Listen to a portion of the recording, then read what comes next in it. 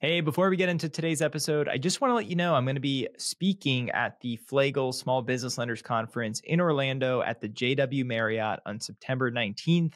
And not just me, but several folks from the Art of SBA family of shows will be there speaking as well, including our very own Alan Peterson, Sterling Birdsong, and Christopher Hackney, all from the BDO show. We'll be on the business acquisition panel and the BDO panel. It's going to be great content. You know, we don't gatekeep around here, so come on down to Florida and level up your game. We'll see you there. Now on with the show.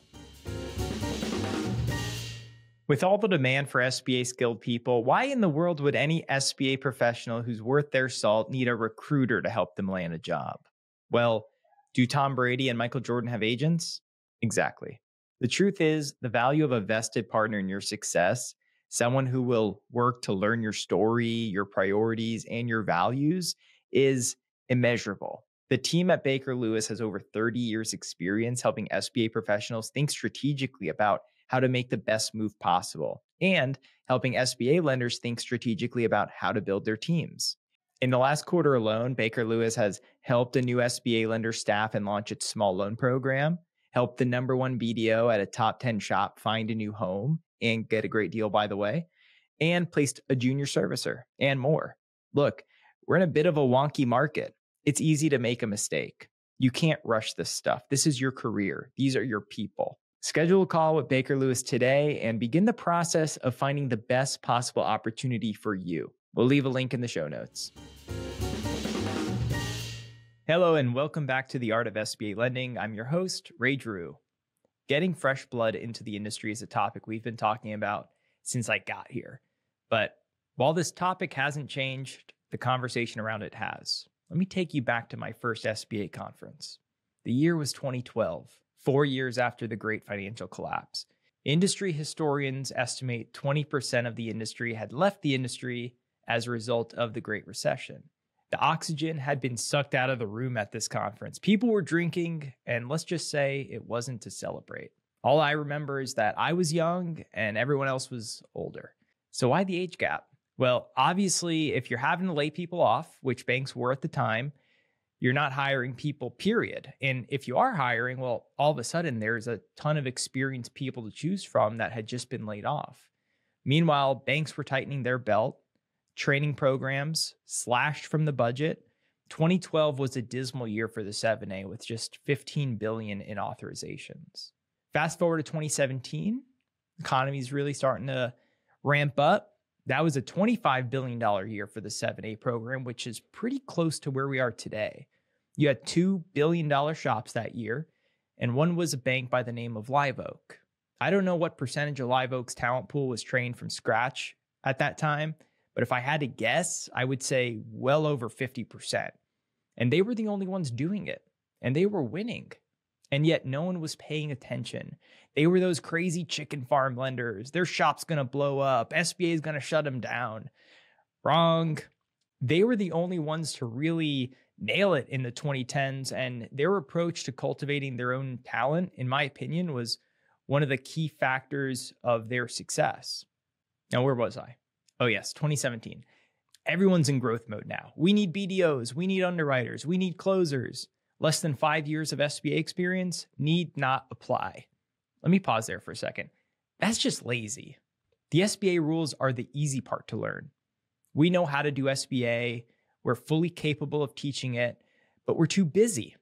So we have to pay a recruiter and we have to pay six-figure salaries for plug and play talent because we want it now and we want it fast. And where did that get you? When 2021 rolled around, the SBA 7A program went nuts.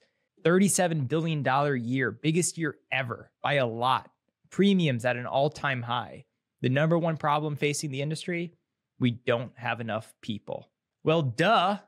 Very few shops intentionally went out during the 2010s to attract, hire, and train bright young talent into the industry.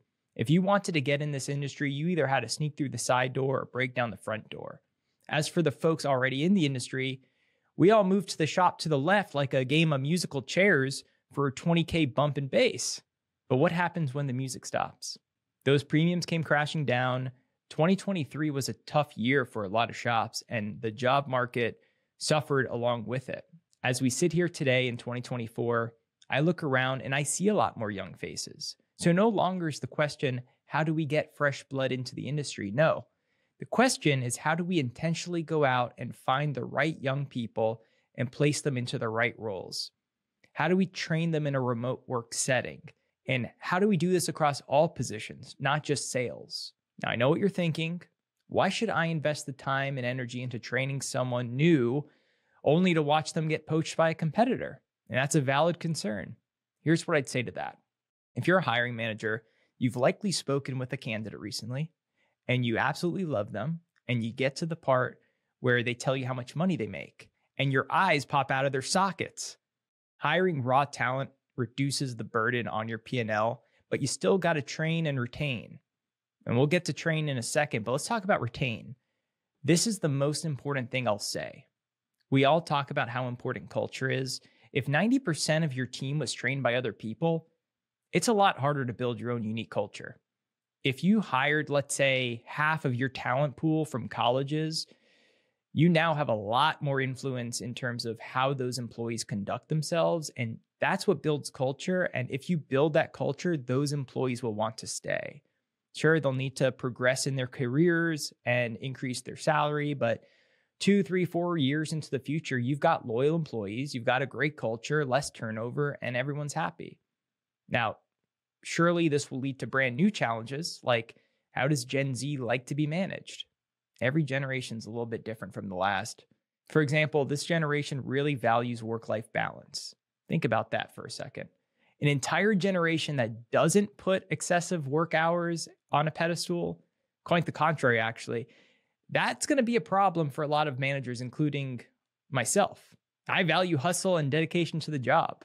SBA is my life. So if that's the case, I am going to need to work on that one as a manager. Here's another one. They want clear and regular feedback. The way I came up, you figured it out yourself, you got left alone, and you had an annual review. That's not going to work for this generation. And we need to adapt to become good managers for this generation. We have no choice.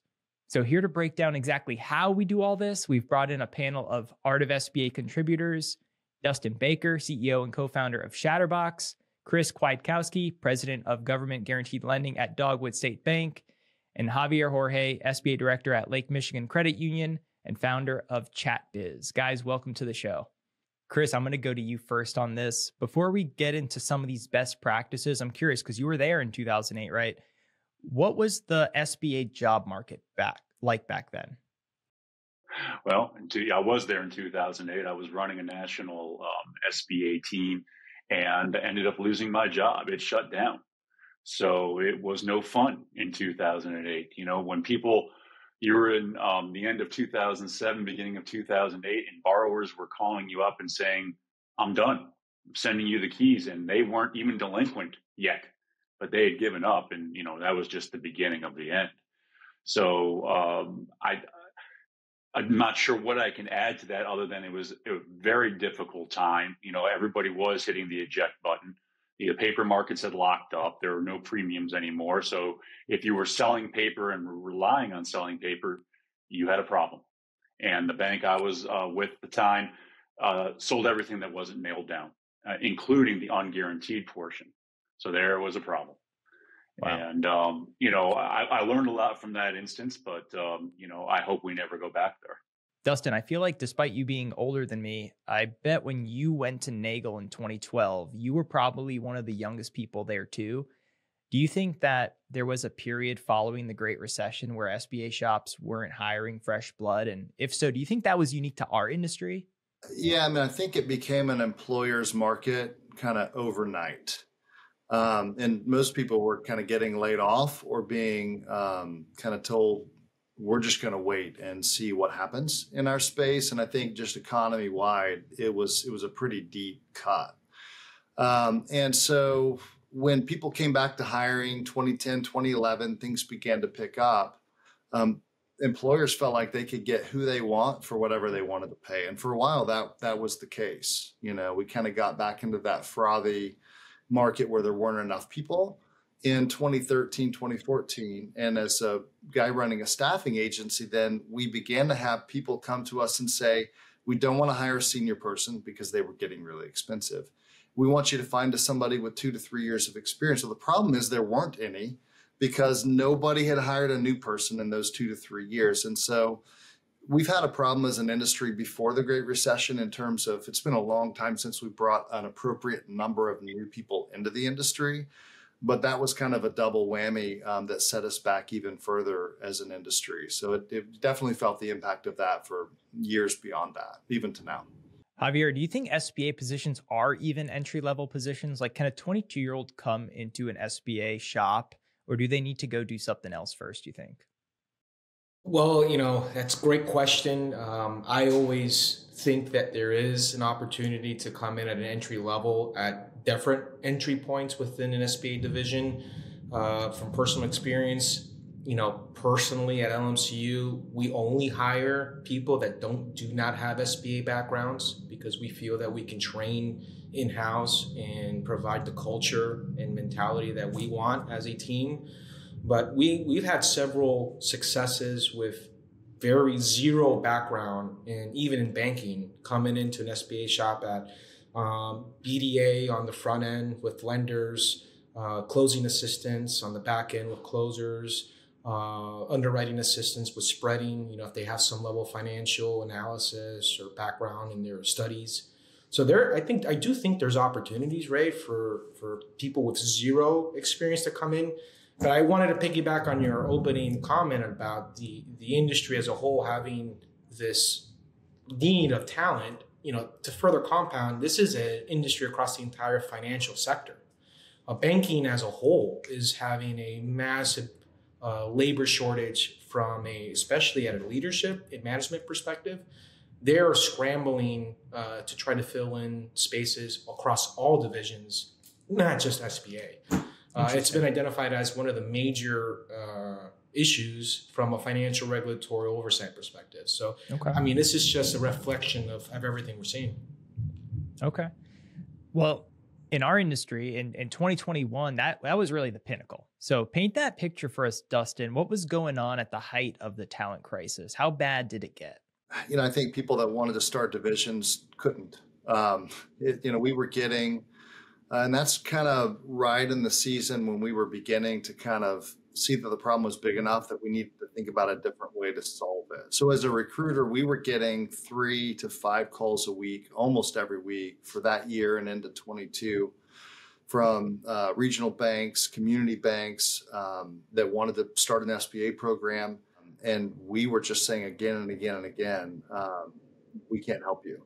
And at some point that became a bad answer. We tried to figure out a different answer. And so, the genesis of the new company that we started to try and address the talent crisis came out of that. But there were just a lot of people that were denied entry because you've got to have at least one experienced person to start a thing. And, you had banks that didn't want to let people work remotely. You had banks that weren't PLP. You had banks that weren't exactly ready to invest the money they needed to in order to build something. And so we just had to say, look, there are so many people trying to hire these folks.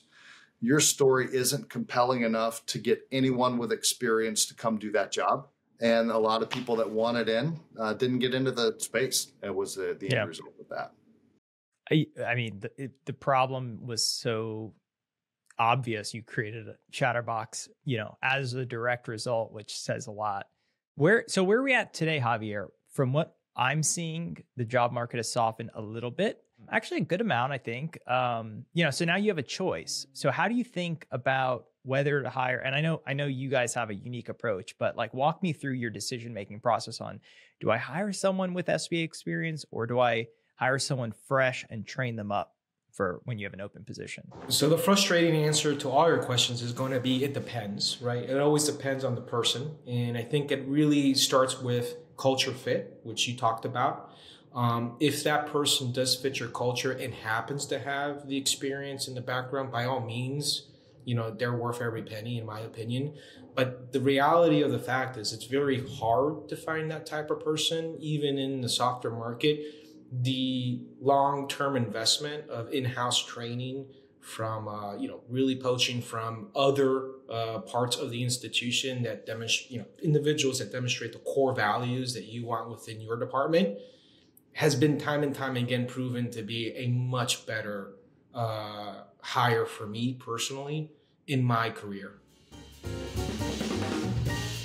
If you've been a fan of the show for a while, then you know one of my favorite companies to work with is Rapid Business Plans. Last year alone, their business plans helped facilitate over $600 million in government guaranteed lending. They're on track to beat that this year. More and more small business lenders and their borrowers are relying on Rapid to help with the business plan, projections, and assumptions because their team goes the extra mile to ensure everything is done fast and done right.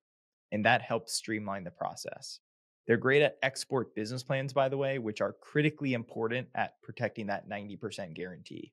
Rapid also offers feasibility studies, which tells you if the project is, well, feasible. I would recommend these for any large startup loan because it protects you and it protects the borrower and helps you get more good deals done. Go to rapidbusinessplans.com to set up your Get Acquainted call today. Find out why so many top producing BDOs recommend Rapid to their small business borrowers. We're going to leave a link in the show notes just for our Art of SBA listeners. Now let's get back to the show.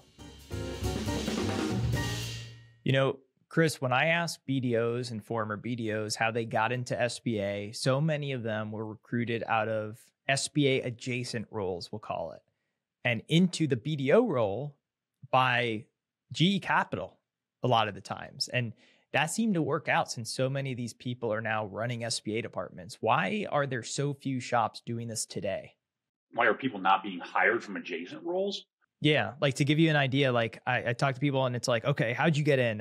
And they were a commercial real estate broker and they did a deal with an SBA and then they closed. And then the manager from GE called them a couple weeks later and said, hey, what do you think about becoming an SBA BDO? Like no one's doing that today.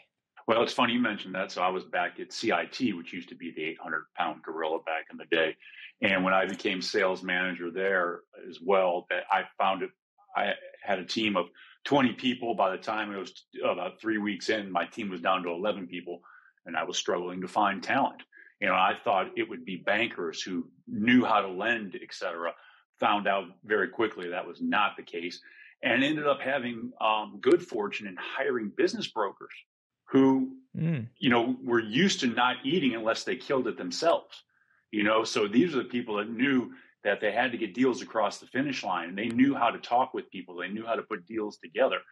So that was interesting. And that for me, that was a new path. And I've really embraced that ever since. I will bring people in from outside the industry whenever possible, if it makes sense, as long as they have a certain acumen of, I understand financials, I understand, lending. They understood SBA to a point that, hey, they've used SBA loans to get their deals consummated. It still happens. I'm not sure if it's happening as much anymore. Maybe that is just something that, as the industry has matured, that is just hasn't availed itself. But I would still look for those people if they held their hand up. And it is about bandwidth, though, wherever institution you are with. You have to have the person who can train that. When I was that sales manager, right, I created an entire 90-day training plan. And I had the benefit of being a BDO there first. So I understood what it took to be successful. And when I got into the management job, I knew where this needed to be better because by all accounts, I should have failed. I had a sales manager who was an ex-credit guy, didn't know what he was doing. So I said, I'm not going to leave this to chance. I'm going to bring people on and put them through the steps. And I had every day of their first month what they were supposed to do. And it got a little bit, looser as the second month came along. But it was a true training program where I didn't want to leave anything to chance. I wanted to make sure that they had every chance to be successful. And as you grow an institution, as I have here at Dogwood, you only have so much bandwidth at the beginning. I had the opportunity to hire young talent who I couldn't at the time. And I told them, I said, listen, I love speaking with you. It sounds like you're going to do great. Unfortunately, I can't hire you because I can't count on that you're going to get the right training. And I was just at the leadership summit up in Boston for Nagel and sat down at the bar next to one of these young gentlemen who I talked to, and he's killing it right now. And I knew I missed an opportunity, but he appreciated the fact that I was honest with him. And it it's timing. Yeah, because you'd be doing someone a disservice if you can't give them the resources they need to actually get there. So absolutely. Let's talk dollars and cents for a second here. Javier, do you think banks have an opportunity to create a more profitable division by hiring and training fresh young talent into their program? Oh, yeah. Resounding yes. I mean, you want to move on to the next person? I mean, by all means, I think it's the most cost-effective plan in the long run. And I'm not just talking about salaries. I'm talking about customer experience. I'm talking about customer retention, maximizing relationship value. These are all things that if you have a group of team members that are bought in, that are all aligned and are all following the same playbook, I mean, the rest of the stuff falls into place, to be very transparent. I'm just going to please piggyback on that, because I think Javier is exactly right. Even if you find somebody with really transferable experience that's doing the kind of deals that you do, you cannot absorb culture that fast. And it's a very hard thing to evaluate in the interview room, but it's a much easier thing to build from the ground up, because you're setting expectations for somebody brand new to the industry of what it feels like to work in this shop, what we value, how we treat each other. And I can tell you, oh yeah, I really value my operational partners, as a BDO. You don't know until they're there. And a lot of times that turns out to not be the case, but you can build it a lot easier than you can buy it. So I couldn't agree more with what Javier says. Well, but let me add to that though, guys. This is very idealistic and I appreciate it. And I'm there with you. But when you are with an institution and when we're starting from scratch, and you guys have all heard this, expense ahead of revenue, all right? You don't have that ability to train these people up. We need to hit the ground running. In my bank, I was the rocket fuel to get this bank off the ground because of premium fee income. And I had a goal out there. I knew exactly what my role was. And I was blessed to have done this long enough because of the gray hair, et cetera, that I had enough connections in the industry and I had enough people that I worked with in the past that wanted to follow me over here. So that was lucky on our part, because you mentioned 21 was a year where, it was lights out year. We were a top 30 lender in the nation with less than 20 people on my team. I mean, we didn't sleep, but again, we didn't have the ability to take the time to train people and bring them in.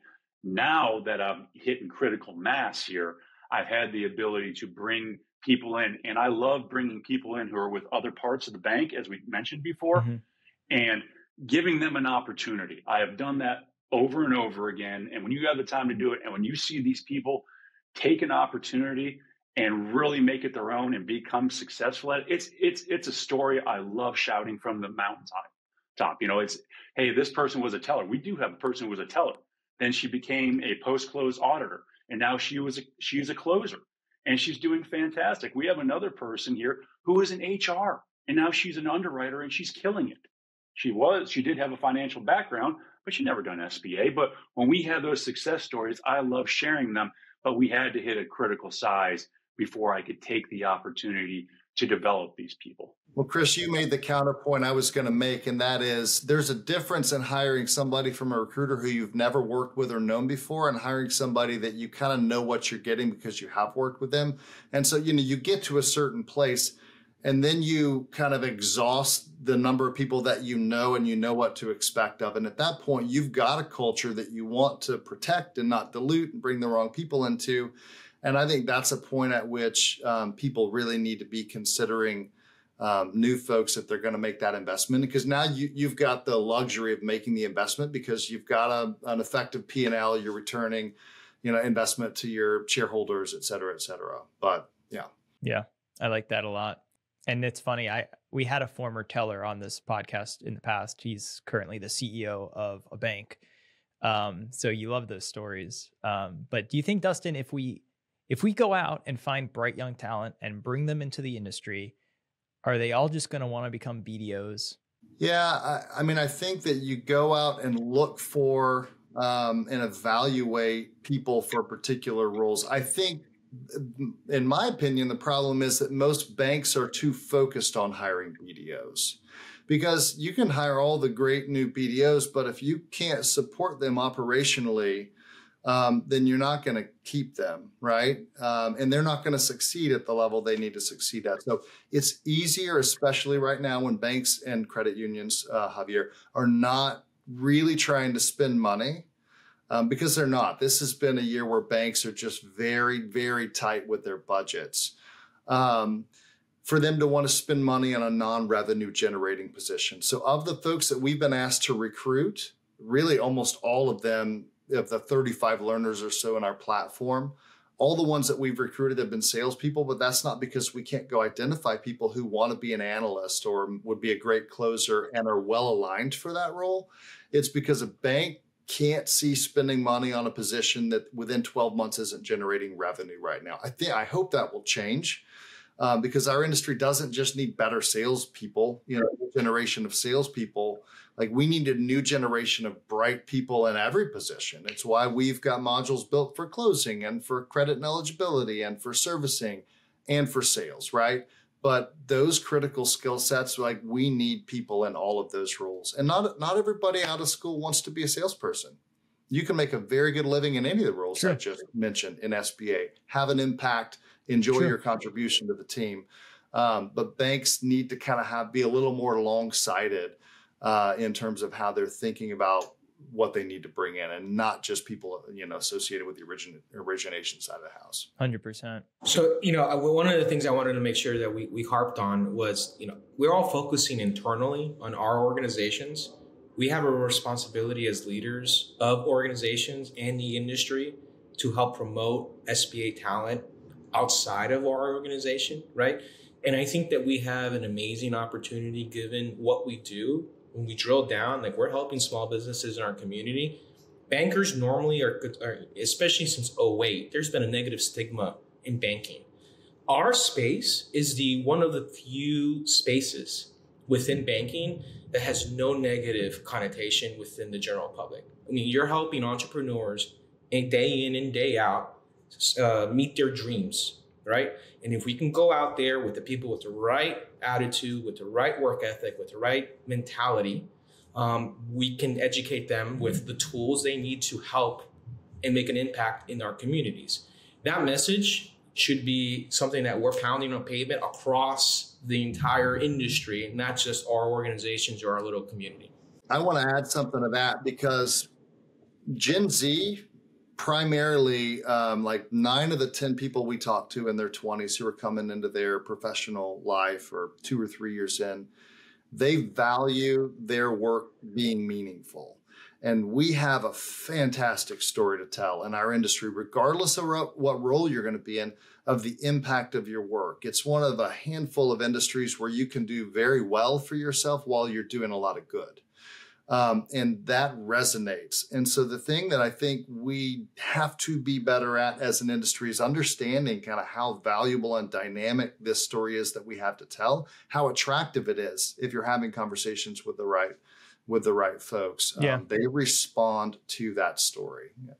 Yeah. And it's all very positive, guys. I'm gonna bring it back negative. The big concern on the forefront of everyone's mind, Javier, is the fear of training people and having a competitor come along and poach them away. Everyone's working from home now. All you got to do is send your laptop back on a Friday and a new one comes in on Monday. So how can shops that want to foster new talent retain that talent? You can't lead with fear, right? So fear should not be a decision or a motivating factor in your decision making. If it's the right thing to do to train your people, reward them, and let them know that they have a future of growth. My experience has been there's very little attrition in my team. I think I've had one person leave of a group of 22 in the last 3 years, right? So I think that if you continue as a leader to invest in your team, and they know that you sincerely care about their growth and development, they will give you the benefit of the doubt. I get calls all the time from my team that they're getting, let's just say, friendly phone calls from other people. But they also tell me that they decline because of the culture and the team that we've built. So if you're fearful of people leaving, they're going to leave, right? It's inevitable. And frankly, if you have the right relationship, you should be rooting for their advancement, right? At the end of the day. If they know that, they're going to give you the benefit of the doubt, and they're going to give you every chance to make sure they stay on your team. But you got to do what's right. Chris, you want to jump in on that? How do we retain talent? Yeah, I have to mimic some of what Javier said, obviously. When I interview people, I tell them, listen, we want you to grow here. We want you to have the ability to look at other things, whether it's within our division or within the bank, and we want to give me a year at least in this position, before you want to move on to something else. But that served us well because it shows people that, hey, there's opportunity here, and we're looking for them to raise their hand if they see something they want to do, or we're going to approach them with something. The other thing is culture. You've got to have the right culture. And developing a culture right now with this remote workforce is difficult. I had the benefit of working with CIT. All my people were remote. We were spread out. So I was used to that kind of environment, but the culture of love and respect that we have here at Dogwood, that sounds hokey, but it is our culture here, and it does permeate, and people do believe it. The last thing I'll say, it is your leadership. It does come down to how are you treating people? How do they feel? How are my leaders treating people? If I treat my leaders with respect and I trust them, I believe they're going to treat their people with respect and trust. And people really appreciate that. As Javier said, people get called all the time, but they don't want to leave, hopefully, because they enjoy the team they're working with. They enjoy their leadership. They enjoy the opportunity. They enjoy the family kind of that we've developed here. We call ourselves the Island of Misfit Toys because really nobody understands what we do here at the bank. We kind of like it that way, and it kind of bonds us together. And, we try to get together once, twice a year, but it's not easy. It's expensive, but it's so worth it when we have the opportunity to get together. So culture, leadership, opportunity for advancement, those are all the things that we really need to focus on. It doesn't have to be complicated. Dustin, you're as CEO of Shatterbox, you're going out there, you're talking to folks and people are investing in this. You're at the forefront of this. So what's the response been from the folks who've come on to Shatterbox, hired fresh talent into the industry? Has it been working for them so far? Yeah, it's. I want to address the initial question, and the answer is yes. We've seen pretty significant impact, and Chris has got several people in the platform, and is kind of can maybe answer that too, and evaluate how much more quickly they are able to progress with kind of very consistent, sticky learning. And then just kind of taking a lot of that burden off the lender because everybody's busy. It's hard to invest. And then the people you want to teach people, maybe they're not great teachers. Maybe they, are just not as well designed to do that. So yes, the impact has been pretty significant pretty quickly. Most of our learners they have real utility to their company within 6 months. And these are people that just have no, prior experience with SBA. The first part of your question, though, is interesting. When we had the idea a couple of years ago to build this, we built an advisory council, about 15 people, a lot of division managers, handful of, other folks in the industry. And the biggest concern people had was what you've brought up. We're going to put people through kind of the minor league system. By the time they begin to have utility in my shop, somebody's going to come grab them and run off with them, and we're going to have to replace them again. And so we built this big clause into our agreement that the companies would hire where people wouldn't recruit from each other, and there were retention, kind of clawbacks. If people left, they had to repay tuition. And none of our participant institutions now are using that language. Because I think what they've discovered is what Javier pointed out, and that's if I'm making an $18,000 investment to put somebody through a full year of tuition, and they know that, and they see their career taking off faster than they would in some shop where you're handed a laptop and told good luck, that's a retention. That's much better retention than the bad will you create by saying, hey, sign this clawback agreement that you're going to pay me $18,000 back if you leave inside of 24 months. So what we thought was going to be a big concern as people and we've got 20 or so lenders in the platform, probably 35 learners, give or take. And the experience has been like the retention is the investment that you're making in those folks. It kind of takes care of itself if you're doing it the right way. That's awesome. Chris mentioned what he was doing for training people with his big old binder there. Javier, what does training look like for you? Like, you're bringing in new people. So what tools and resources can banks use to train, brand new, fresh talent? All right. So something that I'm happy you're giving me the opportunity to share. At the credit union, we have this amazing internship program where they are our HR department, which reaches out to every department to try to allocate an intern. And we do that following the collegiate schedule, right? So one intern in the spring, one intern in the fall.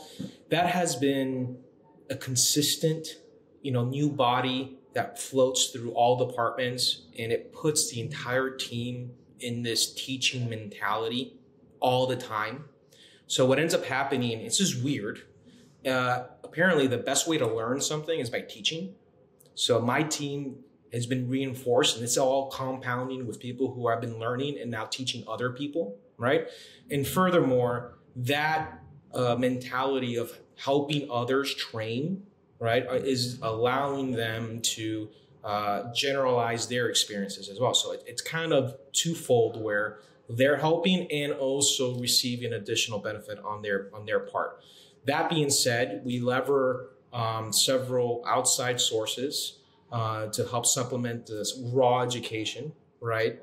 Looking at Shatterbox as one of the solutions as well, leveraging existing ones from the past as well. But the core, SOP is the best teacher that I think exists. I tell everyone, answer every question citing the SOP, and then that's a good start. And then we go from there. But yeah, it's continuous. Yep. Yeah. The good thing is there are a lot of resources out there now, and you need all of them. All right, Chris, take SBA expertise off the table. What characteristics do you think someone needs to have to be successful in this industry? Well, first of all, I will always say you can't teach want to. I can't put wind in somebody's sail or fire in somebody's belly. So that's something. But the other things you're looking for, a lot of times success in business is not that difficult. I hope you guys will agree with me there. Showing up is 90% of success. My goodness, pick up the phone, answer the phone, return phone calls, return emails.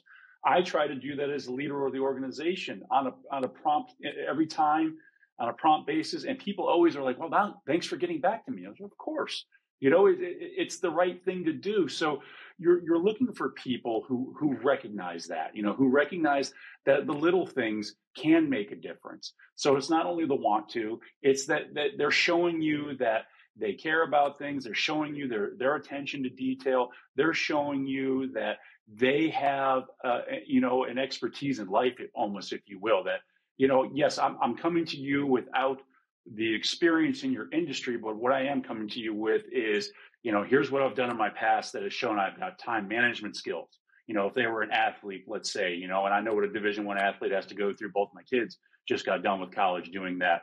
And they own you as a Division I college athlete. And for them to be able to do schooling and their athletics, that showed right there how they have to have time management and organizational skills to be able to get through.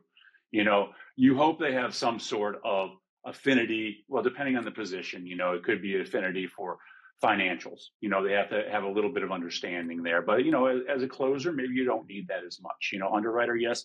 BDO, yes, you do have to understand numbers and cash flow, guys. I'm sorry. So I don't think it's ever rocket science. It's always the simplest things that make people the most successful. And I definitely subscribe to the KISS principle in that regard. Yeah.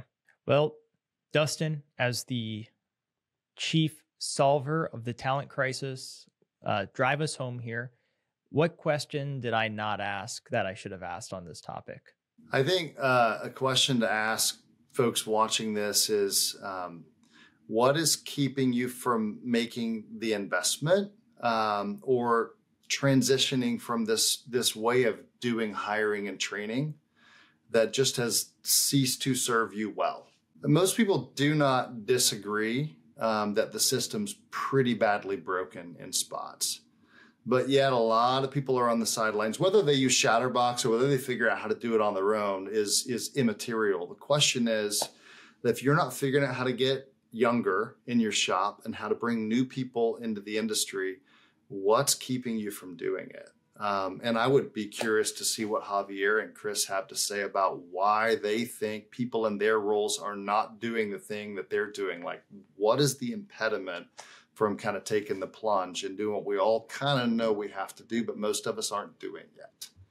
It's timing, Dustin. It's timing. As I pointed out before, I didn't have the ability before. I couldn't use your platform. Wasn't available at the time anyway. But when we were just getting off the ground, we had a lot of responsibility. We had to produce day one. So I had to build that structure first. I had to build the cash flow machine first before I could invest in people. Because you mentioned, I've got 4 or 5 people in your program right now.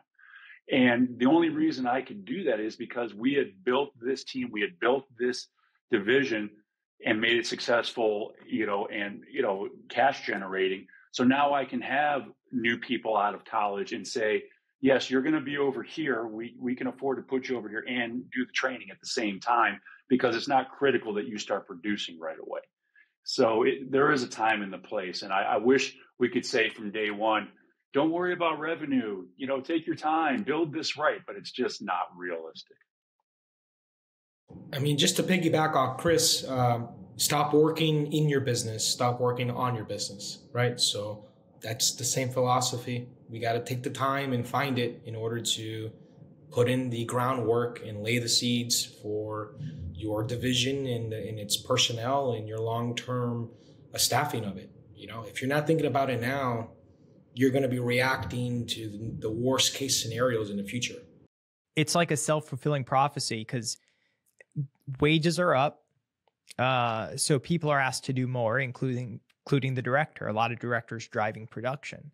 So now everyone's doing more, so you don't have time to train anyone. So if you don't have time to train anyone, you can't hire new talent to reduce your payroll expense. So how you kind of get stuck in that cycle. So panel, this was amazing. Thank you so much for participating in this. That does it for this time. Until next week, ta-ta. All right, that's it for this week's episode. If you want more SBA content, you can sign up for our monthly newsletter and check out our sister shows, SBA Today and The BDO Show. We'll leave a link in the show notes. And don't forget to subscribe to this podcast so you never miss an episode of the Art of SBA Lending. Ta-ta.